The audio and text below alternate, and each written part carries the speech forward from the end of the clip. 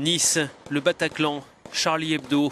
En 18 mois, la France a été la cible de 3 attaques massives qui ont fait plus de 230 morts et des centaines de blessés.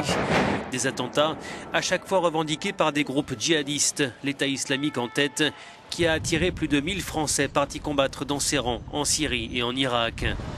La France est en guerre contre le terrorisme djihadiste. Ces avions, qui constituent la deuxième force au sein de la coalition internationale, multiplient les frappes contre des positions de Daesh. Des centaines de cibles ont été détruites. Hormis la Syrie et l'Irak, l'armée française combat aussi les groupes djihadistes en Afrique, frappés également par le terrorisme, à l'image des attentats qui ont endeuillé cette année Ouagadougou et Grand-Bassam en Côte d'Ivoire.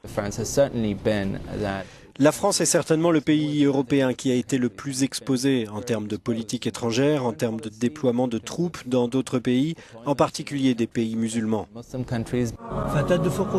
Pour cet expert, les attentats menés en France sont motivés par la haine d'un pays accusé par les djihadistes de propager une forme d'islamophobie.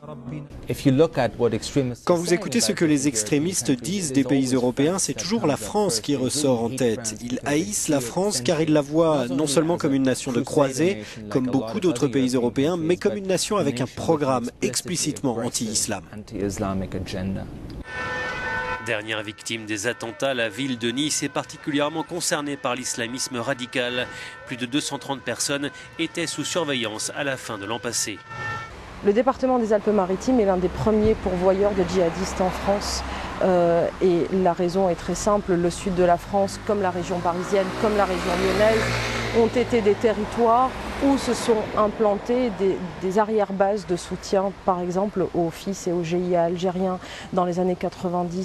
L'auteur de l'attentat de Nice semble présenter un profil inédit. Mohamed Lawesh Boulel était inconnu des services de renseignement. L'enquête a révélé qu'il portait un intérêt certain mais récent pour la mouvance islamiste radicale et qu'il avait prémédité son geste.